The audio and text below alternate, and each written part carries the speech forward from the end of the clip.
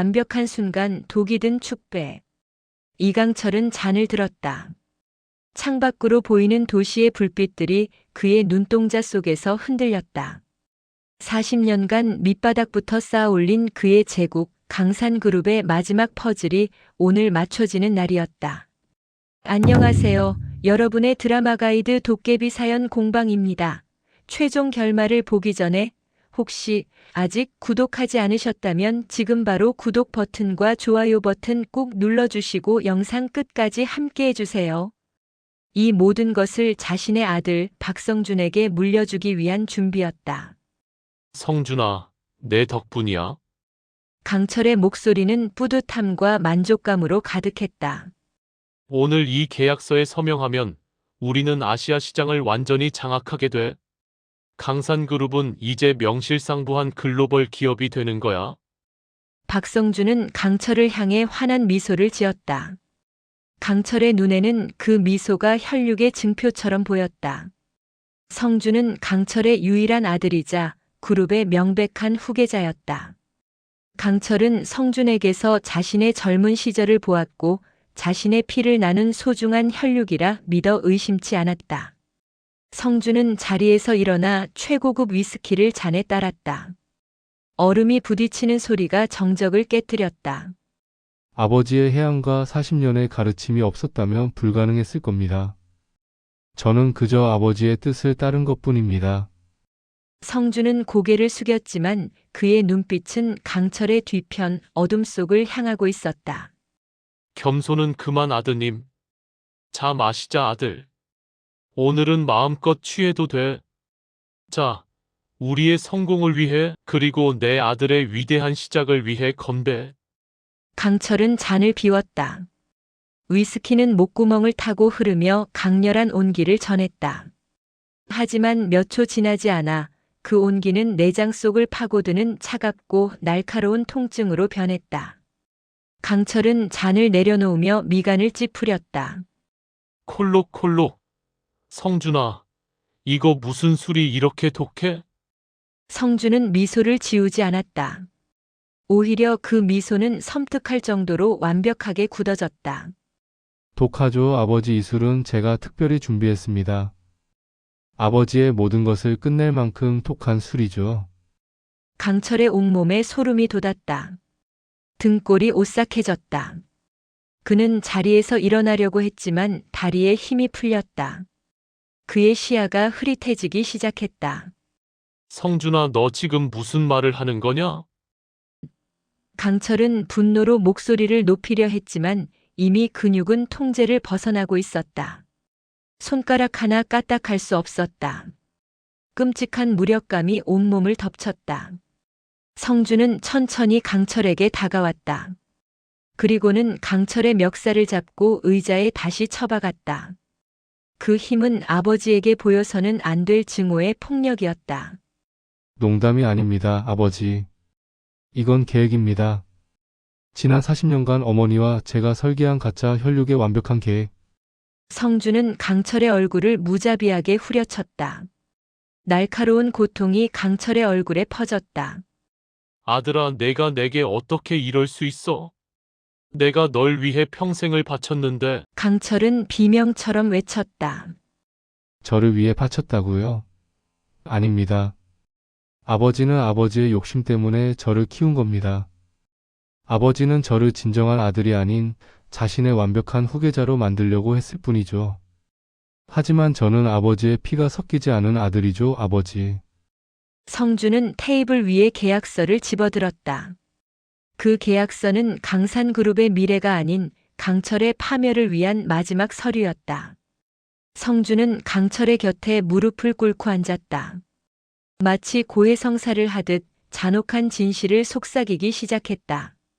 강철은 눈만 깜빡일 수 있을 뿐 그의 말을 들으며 내부가 찢어지는 고통을 느껴야 했다. 기억하십니까? 5년 전 아버지께서 제게 맡기셨던 미래 전략팀 프로젝트를 아버지께는 신성장 동력이라고 보고했지만 사실 그 팀은 아버지의 자산을 제게로 옮기는 통로였습니다. 강철은 온몸의 피가 식는 듯 했다. 40년 동안 성주는 자신의 눈앞에서 가짜 혈육의 가면을 쓰고 충성을 연기했던 것이다. 작년 아버지께서 가장 아끼시던 S타워 매각건을 아버지께서는 시세보다 20% 싸게 팔았다고 아시죠? 아닙니다. 저는 아버지의 서명을 위조하여 매각 자금 전체를 이미 해외 페이퍼 컴퍼니로 돌려놓았습니다. 그 페이퍼 컴퍼니의 주인은 이제 저죠. 진정한 상속자인 제가 말입니다. 성주는 아버지의 뺨을 쓰다듬었다. 역겨울 만큼 섬뜩한 동작이었다. 그리고 이 모든 음모의 정점은 바로 어머니 민주연입니다. 아버지. 어머니는 평생을 아버지를 속였습니다. 제가 아버지의 친아들이 아니라는 것을 어머니는 단 한순간도 잊지 않았습니다. 저를 낳았을 때부터 어머니는 이날을 계획했습니다. 강철의 눈이 공포와 충격으로 확장되었다. 무슨 소리를 하는 거야? 성준아, 너 내 아들이 아니라는 거야? 네, 아버지. 저는 아버지의 피가 단 한 방울도 섞이지 않은 가짜 아들입니다. 이 사실을 아버지는 40년간 몰랐죠. 그리고 아버지께서 드신 그 위스키도 어머니가 직접 제게 건네주신 겁니다. 어머니는 40년 기만으로 받은 고통을 아버지에게 40년짜리 도구로 되갚아 주신 겁니다. 성주는 웃으며 말을 이었다. 아버지는 어머니를 고상하고 순진한 아내로 생각하셨죠? 아닙니다. 어머니는 지난 1년 동안 아버지의 모든 사적인 금고와 비밀번호를 그룹의 사소한 비밀 정보까지 제게 넘겨주셨습니다. 아버지가 어머니를 위해 가입했던 생명보험의 수익자 변경 서류도 어머니의 손으로 위조되어 이미 제 이름으로 바뀌었습니다. 그 서류에 사인을 하면서 어머니는 얼마나 기뻐하셨는지 아십니까? 강철은 숨을 쉴 수 없었다. 아내가 자신의 사망보험금까지 가짜 아들에게 넘겼다는 사실. 특히 아버지께서 어머니에게 유일하게 마음을 열었던 그 시점 3년 전 아버지의 심장 수술 직후 그때 어머니는 노후 준비라는 명목으로 아버지의 개인 자산 처분 위임장 POA를 받아냈죠. 어머니는 아버지의 생명을 걱정하는 척하면서 아버지의 모든 개인 재산을 합법적으로 처분할 권리를 획득했어요. 성주는 테이블 위에 강철 소유의 결혼 반지를 집어들었다. 40년 전 강철이 직접 민주연에게 끼워준 가장 소중한 기념물이었다. 성주는 그 반지를 손가락에 끼우고는 잔혹하게 조롱했다. 그리고 이 반지는 어머니께서 제게 주신 아버지께 드리는 마지막 선물입니다.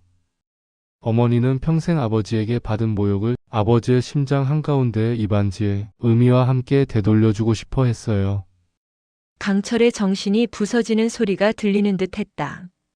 돈, 명예, 사업은 잃을 수 있다. 하지만 40년간의 결혼과 부성애가 거짓이었다는 사실은 영혼까지 찢어발기는 고통이었다. 자신의 심장 한가운데에 자신의 아내와 아들이라는 두 개의 칼이 꽂힌 것이다. 이것들 이 악마 같은 페륜아들아. 강철은 이를 악물었지만 목소리는 쉬어버렸다. 성주는 강철의 눈앞에서 휴대폰을 들어 민주연에게 전화를 걸었다. 민주연은 통화 시 곧바로 스카이 라운지에 숨겨진 문을 열고 등장했다. 그녀는 강철의 상태를 확인하며 혐오스러운 미소를 지었다. 여보, 드디어 편안해지시겠어요. 40년 동안 당신의 그림자 속에서 살았지만 이제 내 아들과 나는 빛 속으로 걸어나갈 겁니다. 이 모든 것이 당신의 욕심과 오만함 덕분이에요. 고마워요. 나의 실패한 남편. 수학이 너머가 아닌 눈앞에서 아내의 냉혹한 조롱을 직접 들어야 하는 것은 강철에게 가장 잔혹한 최후의 통첩이었다. 성주는 강철을 무력하게 만든 후 마지막 모욕을 준비했다. 그는 경호원 2명을 불렀다. 회장님께 마지막 작별 인사를 드려라. 그리고 그가 평생 외면했던 가장 더러운 곳에 버려. 성주는 명령했다. 성주는 강철을 회장님이라고 불렀다. 아들이 아닌 타인으로서의 존칭이었다. 경호원들은 강철을 끌고 펜트하우스를 나섰다. 강철의 몸은 독약 기운으로 축 늘어져 있었고 의식만 간신히 남아 있었다. 복도를 지날 때 강철은 희미하게 보이는 유리창에 비친 자신의 얼굴을 보았다. 그것은 이전의 냉철한 총수가 아니었다. 짐승처럼 끌려가는 인간 이하의 폐기물이었다. 그들이 도착한 곳은 강철이 사업을 시작했던 시절 가장 혐오했고 피하고 싶어 했던 도시 외곽의 거대한 폐기물 매립장이었다. 썩은 악취와 쓰레기들의 산이 그를 맞았다. 이곳은 강철이 더러운 과거라고 치부했던 그의 사업 초창기 기반이 된 쓰레기 처리장 부지였다. 경호원들은 강철의 수트 주머니를 뒤져 모든 것을 털어냈다. 지갑, 명함, 시계, 그리고 민주연과의 결혼 반지까지. 이강철 회장님, 당신이 평생 쌓은 이 강산그룹이 전부 쓰레기로 만들어지듯 당신의 삶도 여기서 쓰레기가 되는 겁니다. 그리고 당신이 40년 동안 지켜온 가짜 아들인 저는 그 모든 것을 물려받을 겁니다. 경호원 중 한 명이 성준의 말을 되뇌며 조롱했다. 그들은 강철을 쓰레기 더미 위에 던져버렸다. 독약 기운은 서서히 풀리고 있었으나 몸은 여전히 마비 상태였다. 강철은 차가운 진흙과 음식물 쓰레기 속에 처박힌 채 폭우가 쏟아지기를 기다리는 벌레처럼 무력했다. 밤새 쏟아진 비가 강철의 얼굴을 씻어냈다. 독약의 마비가 서서히 풀리자 통증과 함께 감각이 돌아왔다. 하지만 그를 일으킨 것은 육체의 힘이 아니었다. 분노. 타오르는 복수심. 강철은 사지가 꺾일 듯한 고통 속에서도 필사적으로 몸을 움직였다. 쓰레기 더미를 기어오르듯 진흙을 파헤치듯 그는 자신의 몸을 끌고 폐기물 매립장을 벗어났다. 그의 머릿속에는 오직 두 가지 이름만이 선명하게 박혀 있었다. 박성준, 그리고 민주연. 40년의 기만. 40년의 부성애를 더러운 쓰레기로 만든 그 대가가, 그 무게가 어떤 것인지 내가 내 놈들에게 가르쳐 주겠다. 강철은 쓰레기 더미 속에 굴러다니던 녹슨 쇠조각을 움켜쥐었다. 차가운 쇠조각이 그의 손바닥을 파고들었지만 그는 통증을 느끼지 못했다. 그의 눈빛은 이미 타오르는 증오로 붉게 물들어 있었다. 그는 절망의 끝, 쓰레기 속에서 깨달았다. 자신이 쌓아 올린 모든 것은 허상이었고 이제 남은 것은 순수한 복수심뿐이라는 것을. 그의 복수는 단순히 재산을 되찾는 것이 아니었다. 40년의 거짓된 시간을 단죄하는 것이었다. 강철은 쓰레기 매립장 가장자리에 주저앉아 자신의 마지막 힘을 짜내어 눈앞의 진흙 바닥에 손가락으로 무언가를 그리기 시작했다. 그것은 지독하고 처절하며 피의 대가를 요구하는 복수의 설계도였다. 그날 이강철은 죽었다. 그리고 쓰레기 더미에서 단죄자가 태어났다. 그의 새로운 삶은 오직 박성준과 민주연, 그리고 그를 기만한 모든 이들에게 지옥의 빚을 갚는 것에 있었다. 날이 밝았지만 매립장은 여전히 어둠 속에 있었다. 독약의 마비는 풀렸지만 이강철의 몸은 온전치 못했고 폐기물 속에 누워 밤새 쏟아진 비와 진흙을 맞은 그는 폐인 그 자체였다. 그의 육신은 고통으로 비명을 질렀지만 정신은 분노로 인해 극한의 명료함을 유지했고 지난 40년간 이강철은 오직 정상만을 바라보며 살았다. 단 한 번도 밑바닥을 돌아보지 않았다. 하지만 지금 그는 인간의 가장 비천하고 더러운 곳, 폐기물 속에서 다시 숨을 쉬고 있었고 그의 모든 고통은 곧 복수의 연료였다.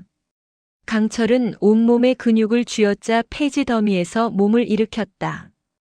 그의 발밑에는 유리 조각과 쇠붙이가 굴러다녔고 그는 더 이상 혐오하지 않았다. 이 쓰레기들이야말로 자신에게 생존의 도구가 될 유일한 자원임을 깨달았다. 가장 시급한 것은 탈출과 물이었다. 매립장 냄새에 익숙해지자 그는 어둠 속에서 문득 40년 전의 기억을 떠올렸다. 강산그룹의 초창기 이 매립장 부지를 인수할 때 그는 남들이 모르는 비밀 통로를 설계했었다. 돈을 아끼기 위해 매립장 끝자락의 폐수 처리장 구역에 몰래 만들었던 비상용 통로. 누구도 건드리지 않았을 잊힌 통로. 폐수 처리장 그곳이라면 강철은 힘겹게 몸을 끌어 폐수 처리장 쪽으로 향했고 매립장 경계에는 높은 철조망과 감시 카메라가 있었지만 폐수 처리장 쪽은 사각지대였다. 그곳은 인간의 접근을 불허하는 지독한 악취와 독성 때문에 아무도 감시하지 않는 곳이었다. 폐수 처리장에 도착한 강철은 바닥에 녹슨 철판을 발견했다. 40년 전 그가 직접 못을 박았던 철판이었다. 그는 온몸에 힘을 모아 철판을 들어 올렸고 썩은 흙과 쇳내와 함께 좁은 지하 통로가 드러났다. 그가 통로로 몸을 집어넣으려는 순간 뒤에서 쉰 목소리가 들려왔다. 어이, 거기! 뭘 그렇게 간절하게 파헤치나? 강철은 온몸의 근육이 경직되었다. 목소리의 주인은 이 매립장의 악취와 함께 살아온 듯한 낡은 옷을 입은 70대 노인 김필두였다. 필두의 손에는 녹슨 갈고리가 들려 있었다. 당신 누구야? 나는 이 쓰레기장의 파수꾼이지. 40년을 이 썩은 냄새 맡으며 살았어. 자네 얼굴은 처음 보는데 자네 옷차림은 40년 전 이 매립장을 샀던 그 잘난 놈하고 똑같군. 강철의 심장이 멎는 듯했다. 필두는 그의 과거를 알고 있었다. 무슨 소리야? 40년 전 자네가 이 땅을 인수할 때 나는 여기서 쓰레기를 치고 있었지.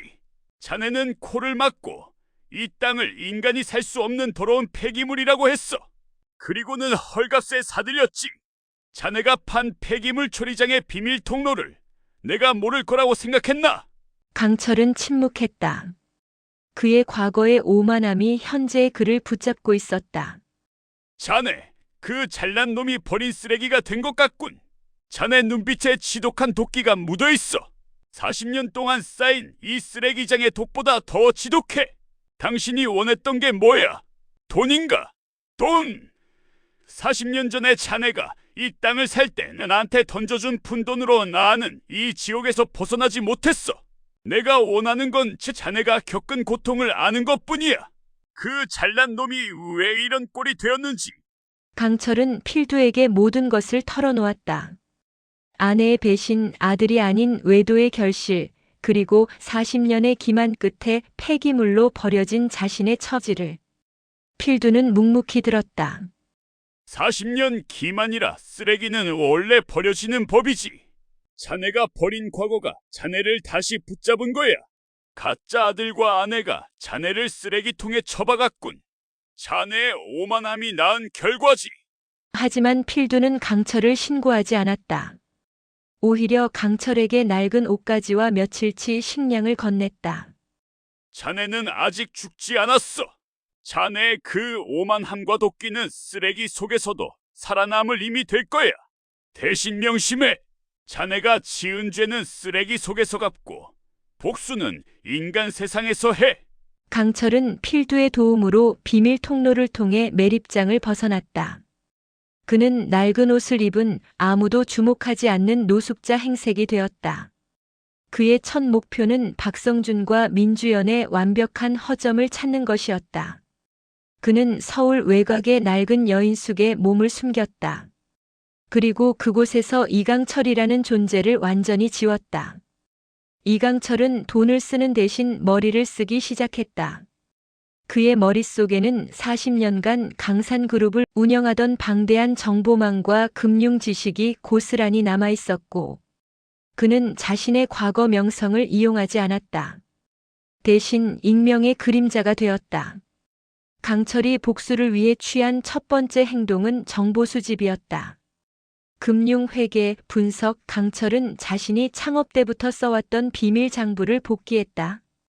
성준이 S타워 매각 대금을 빼돌린 해외 페이퍼 컴퍼니의 구조를 파악했고, 성준이 아무리 치밀해도 강철의 40년 노하우를 피할 수는 없었다. 강철은 성준이 자금을 숨긴 스위스 은행의 계좌 암호화 방식에 대한 취약점을 알아냈고, 민주연의 심리 분석 강철은 아내가 단순히 돈 때문에 배신한 것이 아니라는 것을 알고 있었다. 그녀의 숨겨진 분노와 욕망을 파고들었다. 민주연은 명예보다 영원한 젊음과 아름다움에 집착했고, 강철은 민주연의 가장 소중한 것을 빼앗는 것이 가장 치명적인 복수임을 깨달았다. 강철이 가장 믿고 의지했던 비서실장 윤 실장은 성준의 음모에 넘어가지 않고 강산그룹에서 해고되었다. 강철은 극도의 보안을 유지하며 윤 실장에게 연락했다. 윤 실장은 강철의 결백을 믿었으며 강철의 복수를 돕기 위한 내부의 눈이 되어주기로 맹세했다. 강철은 여인숙의 곰팡내 나는 벽에 복수의 설계도를 그렸고, 그것은 돈을 빼앗는 단순한 복수가 아니었다. 존엄성을 파괴하고 영혼을 단죄하는 복수였다. 윤 실장, 박성준이 가장 중요하게 생각하는 것은 강산그룹의 정통성이야. 내가 사고사로 처리되면 그는 자연스럽게 상속자가 되겠지. 하지만 그가 친아들이 아니라는 진실이 세상에 드러나면 강산그룹은 무너져. 회장님, 그 증거를 어떻게? 증거는 40년 전 민주연의 외도 상대였던 그 남자에게 있어. 성준의 생부 말이야. 그 남자는 성준의 존재를 평생 숨기고 살았지만 지금쯤 박성준이 강산그룹을 차지했다는 소식에 움직일 거야. 박성준에게는 피가 섞인 진짜 아버지가 있다는 걸 세상에 알려야 해. 이것이 강철의 첫 번째 단죄였다.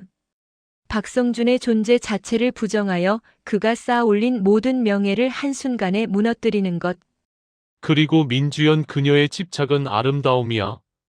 윤 실장, 민주연이 해외에서 극비리에 진행하고 있는 성형수술과 시술 기록을 찾아 그녀의 가장 완벽한 가면을 찢어버릴 방법이 필요해. 강철의 복수는 지독하리만큼 치밀했고, 그는 자신의 복수가 이강철이 아닌 단죄자의 손에 의해 이루어진 정의처럼 보이기를 원했다. 쓰레기 매립장에서 얻은 지혜와 40년 CEO의 지식, 그리고 극한의 분노가 합쳐져 이강철은 냉철한 복수 기계로 재탄생했다. 박성준과 민주연은 자신들이 완벽하게 이겼다고 착각하고 있었고, 하지만 그들의 발밑에는 이미 쓰레기 속에서 부화한 지독한 복수의 독이 서서히 퍼지고 있었다. 두려워해라. 내가 너희의 숨결까지 단죄할 것이다. 낡은 이불 대신 필두에게 받은 얇은 담요를 덮고 있고, 그의 손에는 40년 전부터 쓰던 외부와 연결되지 않는 특수한 암호화 통신 단말기가 들려 있었다. 강철은 이제 이강철 회장이 아닌 익명의 정보원 K가 되었다. 이강철은 여인숙 침대에 등을 기대고 앉아 있었다. 통신 단말기 너머에서 윤 실장의 목소리가 들려왔다. 회장님, 현재까지 성준의 움직임은 완벽합니다. 강철그룹 주가는 회장님의 사고보도 이후 단기 충격에서 벗어나 곧바로 안정세를 찾았습니다. 성준이 회장님 이름으로 진행하던 모든 프로젝트를 이어받았습니다. 완벽한 승리는 완벽한 몰락을 부르는 법이지. 윤 실장, 이제부터 그들의 심장에 미세한 바늘을 꽂아 넣을 시간이야. 박성준의 심장은 정통성이고 민주연의 심장은 가면이야.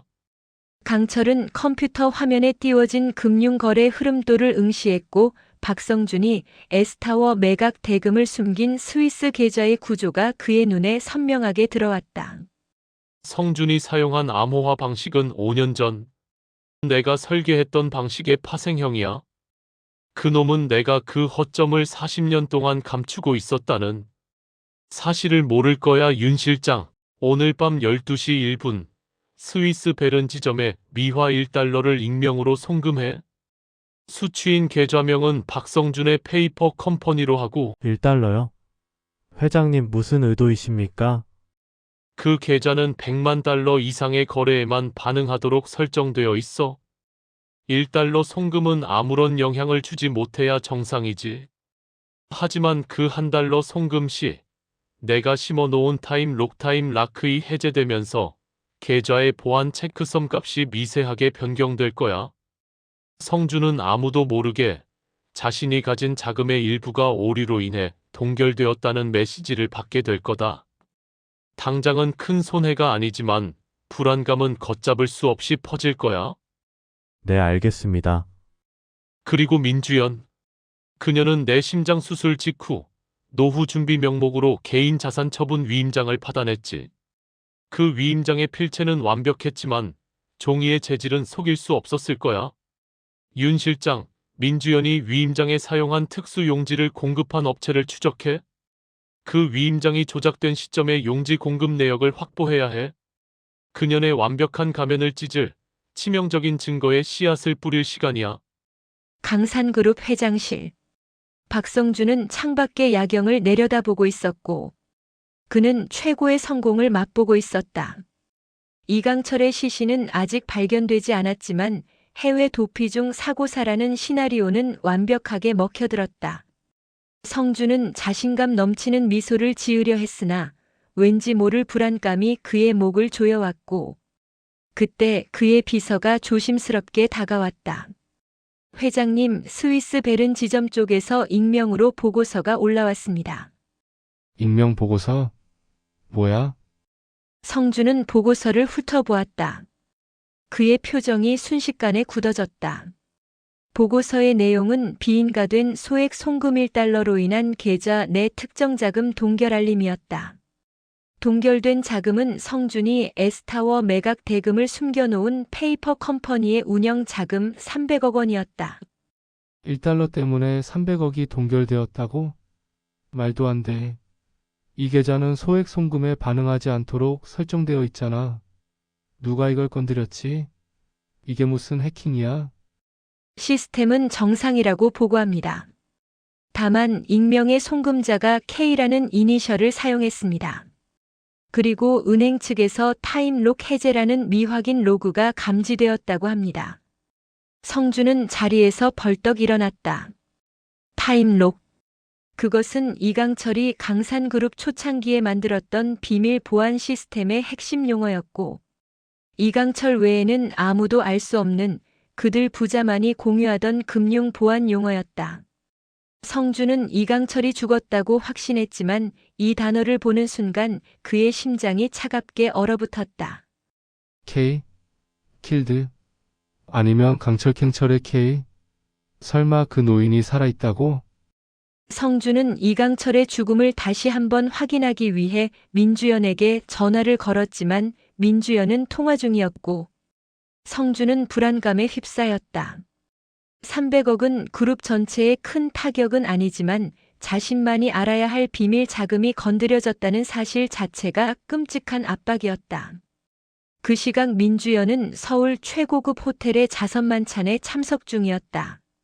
40년간 강철의 고상한 아내였던 그녀는 이제 강산그룹의 실세 사모님으로서 세간의 주목을 받고 있었고 그녀는 얼굴에 잔주름 하나 없이 완벽하게 관리된 미모에 자부심을 느꼈다. 그녀가 만찬장에서 스포트라이트를 받으며 연설을 마쳤을 때 참석자들 사이에서 웅성거림이 퍼지기 시작했다. 어머, 민 사모님 정말 완벽하시네. 그런데 저 손목의 점은 30년 전 사진에는 없었던 것 같지 않아? 쉬. 저것 봐. 누가 저 사진을 익명으로 문자 전송했어. 20년 전 민주연 사모님의 젊은 시절 사진인데 턱선이 지금과 조금 다른 것 같지 않아? 민주연은 자신의 휴대폰으로 전송된 익명의 메시지를 확인했고 그것은 20년 전 그녀가 성형수술을 받기 직전의 사진이었다. 사진 자체는 흠잡을 데 없었지만 익명의 발신자는 사진 아래에 성형외과 기록 보관소라는 짧은 문구를 덧붙였다. 민주연의 피가 거꾸로 솟았고 그녀의 모든 시술과 수술 기록은 최고 보안 등급으로 심지어 이강철조차 알 수 없었던 그녀만의 치부였다. 이 기록들은 성형외과 원장이자 그녀의 친구가 관리하고 있었다. 누가 이걸 알지? 누가 감히 내 과거를 들추는 거야? 성형수술 의혹은 상류 사회에서 명예나 돈보다 더 치명적인 타고난 귀족성을 부정하는 폭로였고 그녀는 완벽한 가면을 쓰고 40년을 버텼는데 이 낯선 공격은 그녀의 영혼을 긁어냈다. 민주연은 곧장 성준에게 전화를 걸어 격분했다. 성준아, 당장 나에게 무슨 일이 일어나고 있는지 알아봐. 누가 감히 내 과거 사진을 흘리고 있어. 너가 이 그룹의 보안을 장악했다고 하지 않았어. 이 모든 것이 이강철의 잔재야. 너의 무능력 때문에 내 명예가 훼손되고 있잖아. 이봐요, 어머니. 저도 지금 300억이 동결되는 말도 안 되는 금융 공격을 받고 있어요. 어머니의 시시콜콜한 만찬 가십거리 따위가 중요합니까? 이강철이 살아있다면 어머니가 가장 먼저 알았어야 하는 거 아닙니까? 두 사람의 완벽했던 공모 관계의 첫 번째 비명이 터져나왔고 서로를 향한 의심과 분노가 피어오르기 시작했다. 한편 윤 실장은 강철의 지령을 받아 박성준의 생부를 추적하고 있었다. 회장님, 민주연의 40년 전 출산 기록을 어렵게 확보했습니다. 당시 민주연은 서울 빈민가 무료 진료소에서 출산했으며 아버지 이름은 김학수였습니다. 직업은 당시 매립장 근처에서 일하던 강산그룹 하청업체 노동자였습니다. 강철은 온몸에 전율을 느꼈다. 매립장, 필두, 하청업체 노동자. 김학수 그 이름 40년 전 내가 매립장 부지를 인수할 때 내 앞에서 억울하게 해고당했던 그 노동자가 김학수였어? 그가 내게 절규했지만 나는 그를 쓰레기 취급하며 쫓아냈지. 민주연은 나를 모욕하기 위해 가장 천박하다고 내가 깔봤던 남자의 아들을 내 후계자로 키운 거야. 강철은 자신의 오만함이 낳은 결과가 이토록 잔혹하게 돌아왔다는 사실에 전율했고 복수의 정당성은 더욱 강화되었다. 김학수의 현재 위치는 그는 성준이 존재를 알고 있나? 김학수는 현재 경기도 외곽의 낡은 양로원에서 지내고 있습니다. 그는 치매 초기 증상을 보이고 있으며 성준의 존재를 아는 듯하지만 자신의 아들이 강산그룹 회장이 되었다는 사실은 모르는 것 같습니다. 강철은 결심했다. 박성준의 생부인 김학수를 찾아내어 박성준의 친자 확인 DNA 증거를 확보하고 동시에 강산그룹 정통성 폭로의 도화선으로 삼아야 했다. 강철은 여인숙을 벗어나 필두가 알려준 낡은 고물상으로 향했고 그곳에서 강철은 40년 전 강산그룹의 폐기물 데이터를 영구 보관했던 낡은 서버 장치를 발견했다.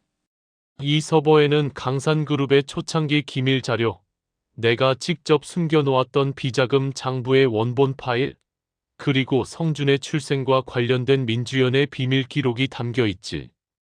강철은 서버를 들고 다시 여인숙으로 돌아왔다. 그는 며칠 밤을 새워 서버를 복구하고 그 데이터를 기반으로 강산그룹의 정통성을 해체할 거대한 폭로 영상을 만들기 시작했다.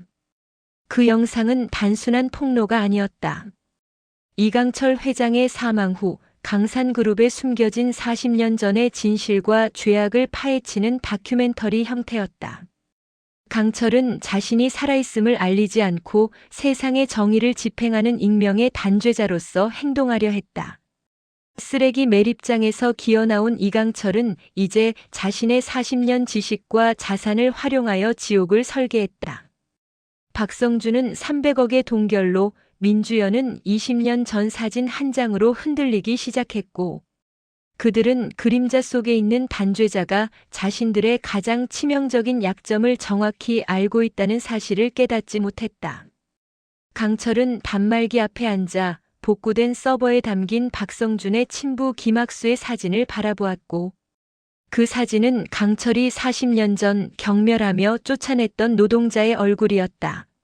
성준아, 내가 훔친 내 모든 것은 너의 더러운 피가 흐르는 내 진짜 아버지의 고통으로 되갚아질 거야, 아들아. 이제 곧 시작이니 기다려라, 아들아. 강철은 완성된 폭로 영상 파일의 이름을 단죄의 시간디 데이로 저장했다. 강산그룹은 내일 오전 SIFC에서 강산그룹 미래비전 선포식을 개최할 예정이었고 이는 박성준이 정식 회장으로 취임한 후 처음으로 전 세계 투자자들에게 그룹의 비전을 발표하는 자리였다. 모든 준비는 완벽했고 박성준은 이 행사를 통해 자신의 정통성을 공고히 하려 했다. 강철은 여인숙의 어둠 속에서 최종 점검을 마쳤고 화면에는 단죄의 시간 D-Day MP4라는 파일명이 선명했다. 윤 실장, 채널은 확보했나? 예, 회장님. 익명의 제보자 K 명의로 국내외 주요 금융 전문 커뮤니티 그리고 국내 10개 이상 언론사 기자들의 개인 메일함으로 영상을 보낼 준비를 마쳤습니다. 동시에 김학수와 박성준 친자관계 의혹이 담긴 팩트시트도 함께 배포됩니다. 내일 새벽 5시 모든 것이 터질 겁니다. 선포식 시작 4시간 전입니다. 새벽 5시. 가장 많은 사람이 출근을 준비하며 스마트폰을 확인할 시간이다. 그리고 민주연의 마지막 성형 기록을 담은 파일은 어떻게 처리했지? 그 파일은 가장 영향력 있는 상류사회 가십 커뮤니티에 최근 강산그룹 사모님의 잦은 이미지 변신 비결이라는 제목으로 위장하여 퍼뜨렸습니다. 금융 스캔들에 묻히지 않도록 민주연의 허영심을 자극하는 방식으로 분리했습니다. 이틀 후 터질 겁니다. 강철은 고개를 끄덕였다. 그의 복수는 금융, 정통성, 명예, 세 가지 측면에서 동시에 작동하고 있었다. 성주는 내일 선포식 연단에 서야 할 거야. 무너진 정통성과 동결된 자금의 압박 속에서 과연 그가 무슨 말을 할 수 있을지 궁금하구나. 다음 날 새벽 5시. 알람이 울리듯 수많은 기자와 금융인들의 휴대폰에 알림이 울렸다. 강산그룹 40년 기만과 회장 이강철의 비극적인 몰락. 사람들은 호기심으로 영상을 클릭했다. 영상은 이강철의 차분하고 단호한 목소리로 미리 녹음된 음성 변조로 시작되었다. 나는 오늘 강산그룹의 전 총수 이강철이 40년간 쌓아올린 모든 것이 어떻게 한 가족의 추악한 기만 속에서 파멸했는지 그 처절한 진실을 기록한다. 영상은 충격적인 내용을 담고 있었다.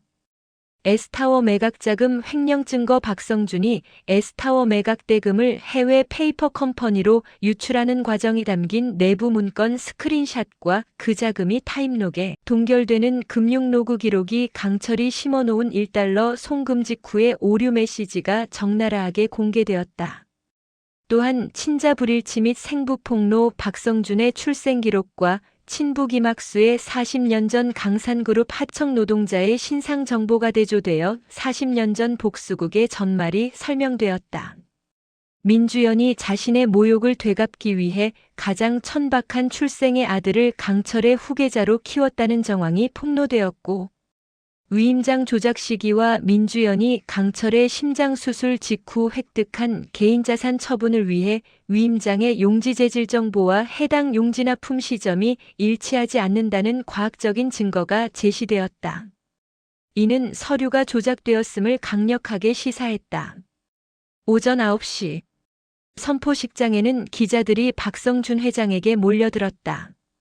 원래는 그룹의 비전에 대한 질문이 쏟아져야 했지만 분위기는 완전한 아수라장이었다.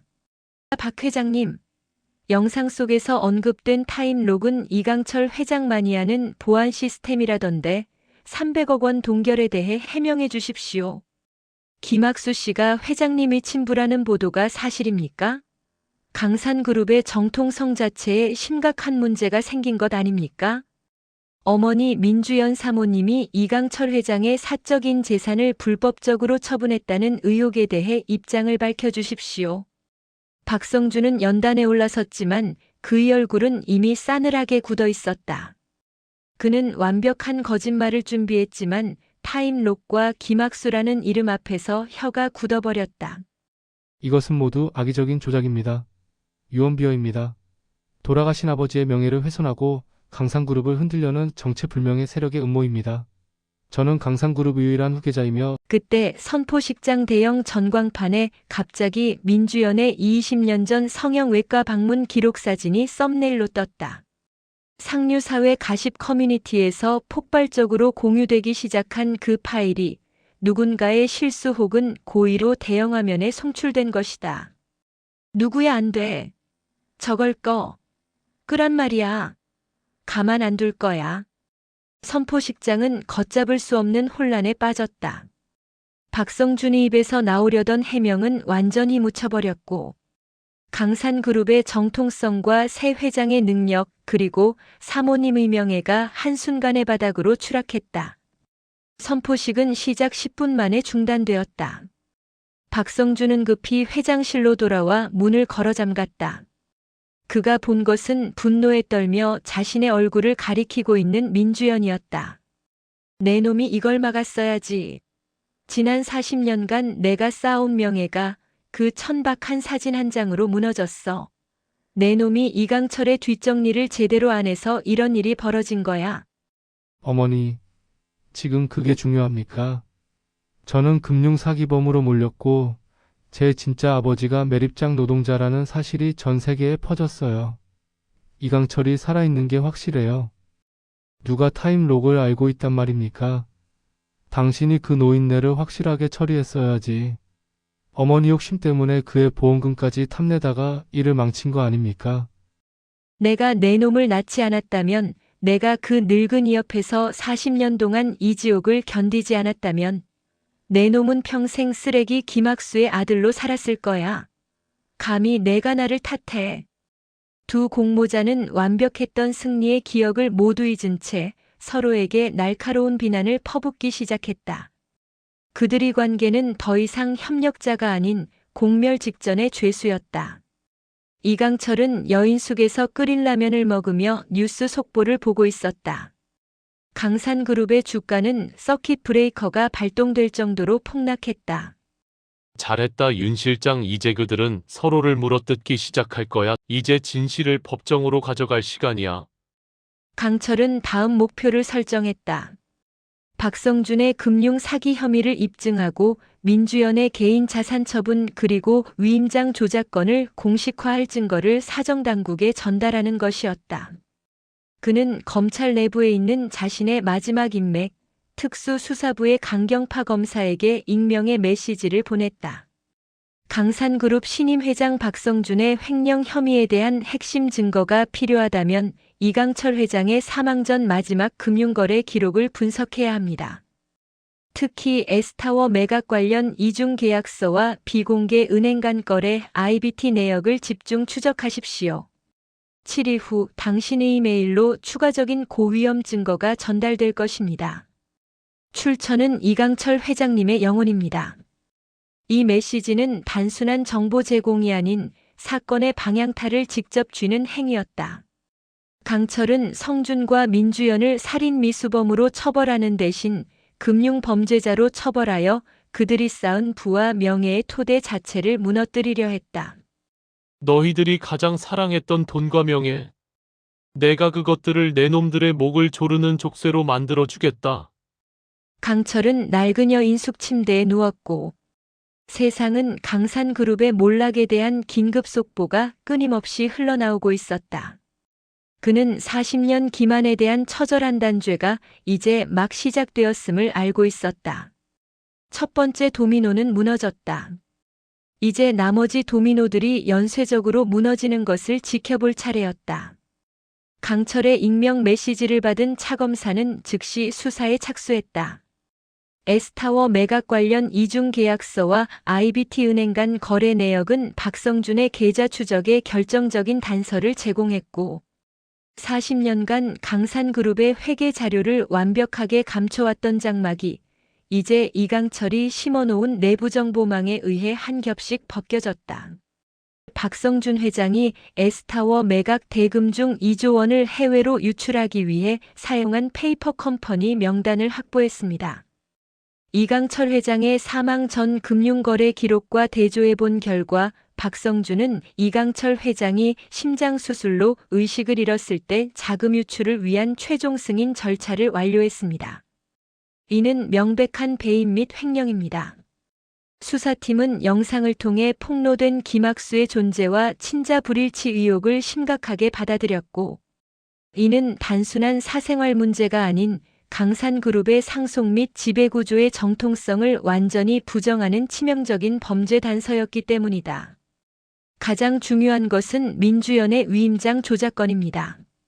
서류 조작 정황은 있지만 필적 감정이 불가능한 수준으로 위조되었습니다. 결정적인 물증, 즉 원본 위임장이나 조작 증거가 없다면 기소는 어렵습니다. 약속했던 7일째 되는 날, 차검사의 보안 이메일로 익명의 파일이 도착했다. 파일은 암호화되어 있었고 암호는 40년 전 이강철이 강산그룹 창립 시 사용했던 슬로건이었다. 파일을 해독하자 그 안에는 2개의 문서가 담겨 있었다. 강산그룹 이강철 회장 개인 자산처분 위임장 원본의 디지털 스캔 파일, 민주연 서명의 필적 템플릿과 위임장 용지 공급 업체가 인쇄소에 보낸 프린팅 품질 보증서안. 이강철은 이 2번째 문서에서 모든 것을 걸었다. 민주연이 사용했던 위조 위임장 용지는 인쇄소에서 품질 보증을 위해 특정 인쇄 시점에서 미세한 비표를 새겨넣은 종이었다. 이강철은 40년 전 이 종이의 비표 위치를 기록해두는 보안 조치를 해두었던 것이다. 민주연, 내가 나의 죽음을 위조하려고 했던 것처럼 나는 너의 가장 완벽한 서류 조작을 위조해냈다. 내가 40년간 숨겨둔 종이의 지문이 너를 단죄할 거야. 강철이 복수는 이처럼 치밀하고 냉정했다. 그의 손에 피를 묻히지 않고 법과 증거가 그들의 목을 조르도록 설계되었다. 차 검사는 이 문서를 통해 민주연이 위임장을 위조했으며 그 시점이 이강철이 심장수술로 의식을 잃었던 시기와 일치한다는 완벽한 물증을 확보했다. 이제 체포영장을 발부할 명분이 충분합니다. 박성준 회장은 횡령 및 배임 혐의, 민주연 사모는 사문서 위조 및 사기 혐의입니다. 검찰의 압박이 극에 달하자 박성준은 강산그룹 지하 벙커로 숨어들었다. 벙커는 완벽한 보안 시설이었지만 그의 정신은 이미 무너져 있었고, 그는 테이블 위에 놓인 신문 일면에 실린 친부 김학수의 사진을 노려보았다. 이런 쓰레기, 내가 저 쓰레기 아들이라니. 나는 이강철의 아들이야. 이강철의 제국을 물려받았단 말이야. 그때 민주연이 벙커 문을 열고 들어왔다. 그녀는 여전히 고급스러운 옷차림이었지만 얼굴은 공포와 분노로 일그러져 있었다. 성준아, 해외로 도피해야 해. 검찰이 위임장 원본을 확보한 것 같아. 그들이 이제 내 과거를 샅샅이 뒤질 거야. 도피. 제가 가진 자금이 300억이 K라는 놈 때문에 동결되었는데 뭘로 도피합니까? 어머니가 마지막에 챙긴 비자금은요? 그것마저 저에게 숨기신 겁니까? 나는 내 돈을 지켰을 뿐이야. 40년간 그 늙은이의 수발을 든 대가라고. 그리고 K는 이강철이야. 성준이 너가 그 노인네를 확실하게 죽이지 못해서 이 사달이 난 거라고. 박성준은 분노에 눈이 멀어 민주연에게 달려들었다. 어머니, 당신은 나를 이용했어. 내가 어머니의 40년 복수극의 도구였단 말입니까? 내 친아버지가 당신이 경멸하던 노동자였다는 사실을 알면서도 나를 강철의 후계자로 키워서 그 노인네를 모욕했단 말입니까? 당신은 내 어머니가 아니야. 두 공모자는 벙커 안에서 서로의 뺨을 때리며 40년 기만으로 쌓아올린 관계를 광적으로 파괴했다. 박성준은 벙커 금고를 열어 현금과 위조 여권을 챙기려 했고, 그때 금고 비밀번호 입력창에 ACCESSDENID라는 메시지가 떴다. 말도 안 돼. 이 비밀번호는 이강철의 생일이라고. 내가 그걸 바꿨는데 왜 접근이 거부되는 거지? 이강철은 박성준이 이강철의 심장이라고 불렀던 그 비밀번호를 변경할 때 오래된 습관이라는 이름의 백도어 프로그램을 심어두었다. 박성준이 비밀번호를 바꾼 지 7일 후 강철의 프로그램이 재설정되어 금고 접근 권한을 자동으로 K에게 귀속시킨 것이다. 강철은 윤 실장을 통해 박성준이 지하 벙커에 숨어 있다는 정보를 확보했다. 그는 벙커를 향해 마지막 지령을 내렸다. 윤 실장, 벙커의 모든 외부 통신과 환풍 시스템을 30분간 차단해. 그들이 도망칠 마지막 기회, 그리고 서로를 물어뜯을 마지막 시간을 주겠다. 30분 후 벙커 내부의 공기가 탁해지기 시작했다. 박성준은 금고가 잠긴 것에 절망하며 자신의 모든 것을 동원하여 탈출을 시도하려 했다. 하지만 이미 강산그룹의 모든 출구는 검찰의 포위망 속에 있었다. 박성준은 벙커 벽에 걸린 이강철이 젊은 시절 선물했던 가족 사진을 주먹으로 부쉈다. 당신이 나를 죽이려 했지. 나도 당신을 죽일 수 있어. 내가 가진 마지막 것을 이용해서 당신이 가장 사랑하는 강산을 무너뜨릴 거야. 그는 마지막으로 남은 비상통신망을 이용해 강산그룹의 핵심 프로젝트 기밀 정보를 해외 경쟁사에게 넘기려 했다. 바로 그때 박성준의 휴대폰이 울렸다. 발신자 표시 제한. 성준은 불안하게 전화를 받았다. 여보세요, 누구시죠? 아버지. 성준아, 내가 앉아있던 그 의자, 내가 열려고 했던 그 금고, 그리고 내가 지금 마시려 하는 그 공기까지도 40년 전부터 나의 것이다. 내가 훔치려 했던 마지막 데이터는 이미 7일 전에 폐기 처리되었다.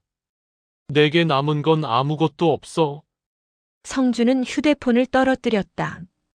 그 목소리는 변조되었지만 그가 40년간 들어왔던 지배자의 목소리였다. 이강철이 살아있다. 그리고 이 모든 것이 이강철의 완벽한 설계였다는 것을 깨달았다.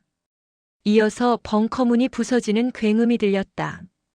특수수사부 차검사와 수사팀이 들이닥쳤다. 박성준 회장, 민주연 씨. 횡령, 배임, 사문서, 위조 및 살인 미수 혐의로 체포합니다. 박성준은 허망하게 웃었다. 결국 내가 이강철의 아들이 아니라는 사실을 깨닫자마자 나는 쓰레기가 되는군. 하지만 내가 그 노인네를 죽였어. 그 사실은 변하지 않아. 민주연은 마지막까지 얼굴을 가리며 저항했다. 나는 죄가 없어. 나는 강산그룹의 명예로운 안주인이야. 이 모든 것은 음모야. 수갑이 그들의 손목에 채워지는 순간 그들이 40년간 쌓아 올린 황금 제국은 완전히 붕괴했다. 강철은 여인숙의 TV 화면으로 이들의 체포 장면을 지켜보았다. 그의 얼굴에는 어떤 감정도 없었다. 다만 40년 전 매립장에서 억울하게 쫓겨났던 노동자 김학수와 자신을 향한 40년 기만에 대한 냉정한 청산만이 존재했다. 단죄의 시간을 끝까지 시청해 주셔서 감사합니다. 여러분의 생각은 어떠신가요? 이강철 회장의 복수가 완벽했다고 생각하시나요? 아니면 더 잔혹한 결말을 원하셨나요? 댓글로 여러분의 의견을 남겨주세요. 좋아요와 구독은 다음 콘텐츠 제작에 큰 힘이 됩니다. 감사합니다. 지금까지 도깨비 사연 공방이었습니다.